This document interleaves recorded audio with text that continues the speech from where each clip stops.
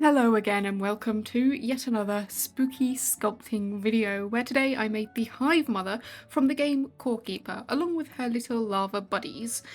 This game really is amazing and hopefully I can do it justice with this sculpture, and of course, without further ado, let's get started. Now of course, just like every other sculpture I do, I start off with a nice foil base for the armature. I roll it into sort of an oval egg sort of shape for the kind of underneath of the Hive Mother, and then I flatten out some more foil into sort of a square for the main base. I also add these metal wire rods along it. This kind of just helps it keep its form and its shape so that it doesn't become too flimsy later on. Of course, I use my clay glue as well, kind of smushing it on there, and then I get my clay.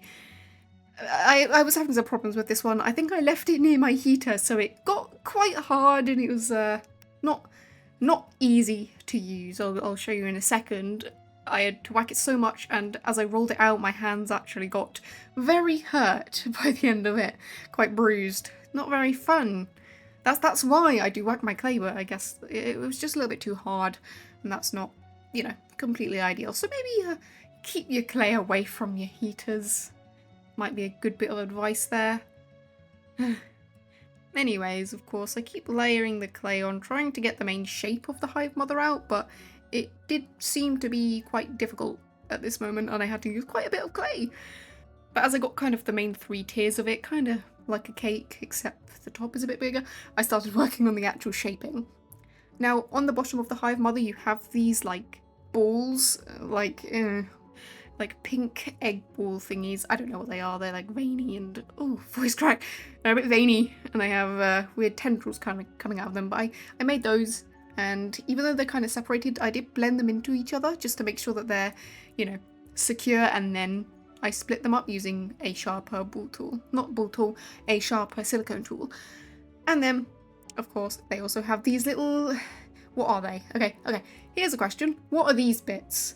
Are they A, little pieces of meat, like grub meat, or B, are they eyes? Because I thought at first that they were bug meat, and then I thought about it a bit more and I was like, no, they must be eyes. But then I kind of went back on myself and was like, no, they're grub meat. They're grub meat. They can't be eyes, right? They don't move like eyes. They kind of look like the grub meat that you find, like the lava meat. I keep calling them grubs. They're lavas, but grubs. But yeah, I don't know. I think it's meat. It might not be meat. It might be eyes. But either way, in the end, it doesn't really change the technique or how I make them look. So it's up to interpretation, really. Unless there's something online saying what they are. I have done my research, and I could not find anything. Anyways, I keep working on the third tier now. Splitting them up into 6 sections. You can see them now. It's actually 7 I made. I had to go back and change that to 6 because it was wrong. And then I add the little balls, like the little spacious area in the meat on the side, I guess. And then spikes out of Cosclay. These, of course, they're out of Cosclay so that they bend because I don't want them just snapping on me. I made 6 big spikes, another 6 small spikes, and then the rest were little teeth. While those were in the oven, I went and added a bit more detail to these bottom balls by adding little veins and also blending them out nicely so that they're all smooth and kind of look like veins underneath skin.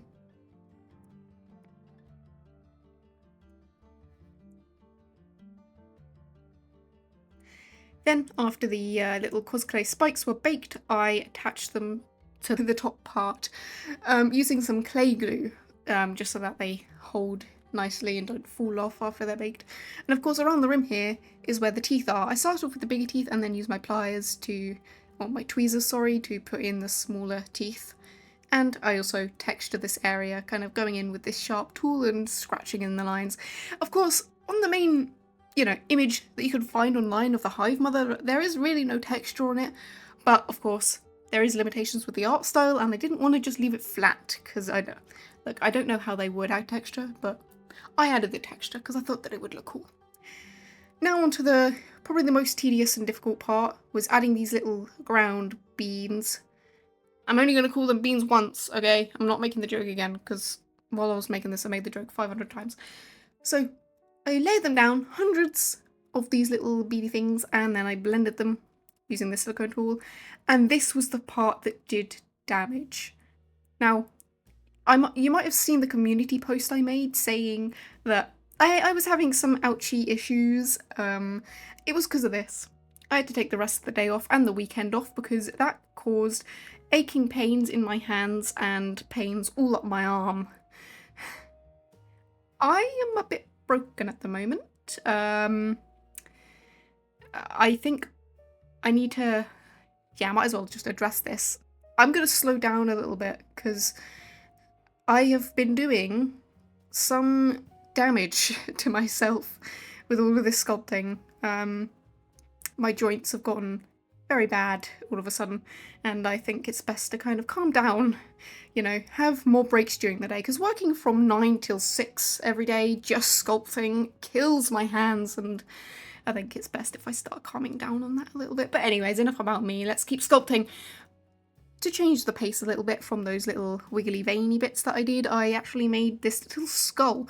This is just going to go on the ground. There's only going to be one of them, but there are going to be multiple of the other bones, like the bone TM, generic bone looking bone, and also a spine that I made that I actually really like the look of, just by using a few bits of clay and blending them together, and also a rib cage too. This was the most annoying part because it just wasn't really working very well, but I did attach them. I didn't bake them, so I had to be quite delicate when I was placing them, but it's okay. They ended up being completely fine and not smushed, which was my goal, because I would not be happy because they took a little bit of time to make. Then I go in and texture this bottom area. I didn't do it before because I didn't want to add those little tendrils on and then kind of get rid of all of that texture that I made, so I'm texturing it now afterwards. Kind of a weird rough bumpy texture on the ball area, and then this scratchy texture similar to the top of the Hive Mother on the sort of veins. And then I started making the grubs. I love these guys, they're so small and simple and cute, and they're just amazing. And also, I'm going to say something just a teeny little bit controversial that you might not agree with, but you should agree with because I'm right. The grubs did nothing wrong. I am a grub sympathizer. I love the lavas, okay? Imagine you're just in your own home and then this crazy man comes in and he starts killing your brothers and sisters and your big mother. And what are you supposed to do? Are you supposed to run? Or are you supposed to fight? What are you going to do? You would fight, right? You would kill this guy who's pillaging your home. But no, they're the enemies. They're the ones that you need to kill in cold blood. I love them. And not just because they're cute, it's definitely not just because they're a little bit cute, okay? Maybe, but definitely not. I love the grubs and the Hive Mother. I am not gonna stand for grub hate. I'm a grub sympathizer. Also, you know something that's a bit funny? Out of all bosses in the entire game, this is the only boss with a Halloween skin, and I didn't know that until after I started sculpting it. So I guess, you know, I kind of just, I did the right thing. I subconsciously chose the one which was, of course, the spookiest. And because I've been rambling on for so long, I completely missed to narrate perfectly over the part where I made the large lava like this. Well, I did. You saw how I did it. I don't need to explain it. I talk too much. Like, I don't know if any of you watch people like, I don't know, north of the border. I sometimes do, and I feel like, compared to him, I feel like I ramble. I ramble so much. Maybe because I'm talking too much about how much I love grubs. It's probably my problem. It's my fault, okay? I understand that. I just want you to know that I love the grubs. They did nothing wrong. But this guy did. This guy, he deserves to be attacked. This grub did nothing. Okay, I need to be stopped. I need to be stopped. I need to stop being so dramatic. This is a sculpting video. Okay, so this man. Okay, I have gotten better at making people. I don't know what my earliest video was of me making someone or having someone in the video, but I have gotten better at it. yeah, I kind of figured out that you can use ball tools, and on small scale things like this, they are very, very useful because they smooth out the area while also doing a lot of damage. Not in that sense, but like damages in like, you know, scratching areas out. Anyways, after they have been all baked, I quickly place them out just to see where I want them, and then I pick them up one by one using clay glue and I squish them into the base to keep them in place. That rhymed. Then I baked it. That's the last bit, I guess. So I started painting it. I started off with this kind of pinkish sort of colour for the beanie base, but later on I had to go in with an orange. As turns out, the base is more of an orangey sort of colour instead of pink, so I changed that. Plus also I did a big brain and used a hot glue gun to create a mould of that little area so that I can make the gem. I got a bit of clay and I'm also going to put it in there. It's UV resin, so I did it off camera because it was very late at night and I you know, the whole time when I was doing the UV resin stuff it was nighttime and I didn't, you know, entirely remember to record it all. My bad. But anyways, I use more of a centered sort of dry brushing technique on the top of the beans. I'm just going to call them beans, I don't care. They're beans. And then of course, like I said, I do a wet wash over it so that the general colour, the tone of the colour changes just a little bit. And then I also have those raised area that I made earlier. I make them look a bit dead. I want there to be kind of, you know, the dead sort of areas. And then for these little bottoms of the Hive Mother, the balls, I still don't know what to call them. I'm calling them balls. I paint them this sort of darkish pink colour, which I will then later on lighten up. As in, later on, I mean in about a few seconds after I do this dark wash between the cracks of them and also on the sides of each of the veins, just to give them a little bit more definition. And then, like I said, I do the dry brush with a lighter pink on kind of the main body of it, and also the little veins on the ground. And then on the sort of top, I do this sort of highlighted whiter colour. It's still pink, but it's a bit lighter, it's more white. And then for this sort of grubby, meaty middle section, I use this colour, just going over it, trying to get into all of those holes. And then I also use that exact same colour on the grubs too, because, you know, the Hive Mother is like just a giant grub egg, I guess. I think? Maybe? Okay, here's a question.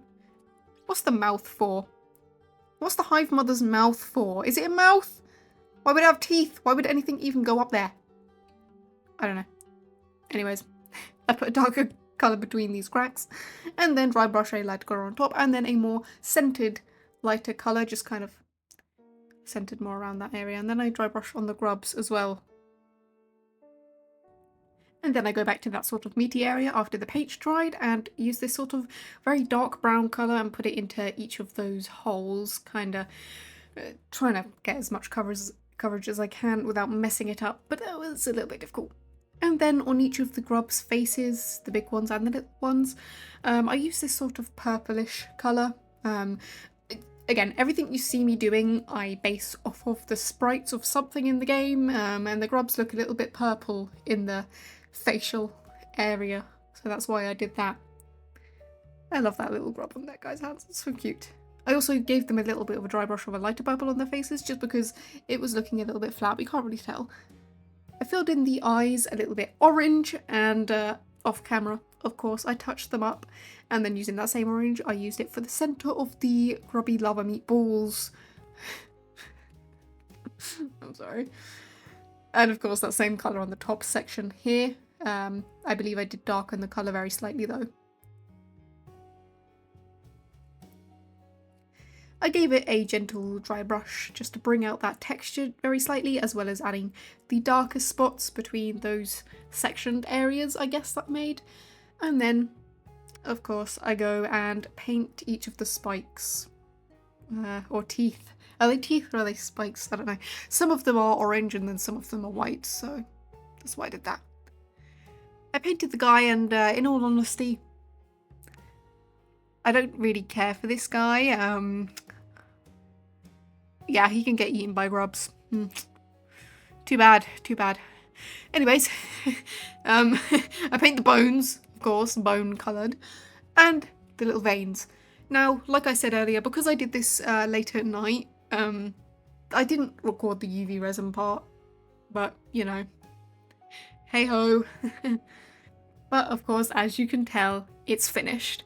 For once in my life, I made a sculpture which I had no doubt in for 1 second, and of course, I hope you like it because of that. Claw Keeper is an amazing game, and I really urge you to play it or even watch a playthrough of it, as it really is something special and I can see it getting bigger and bigger as time goes by. If you enjoyed the video, I would really appreciate a like and subscribe if you wish, and hopefully I'll see you next time. Bye bye!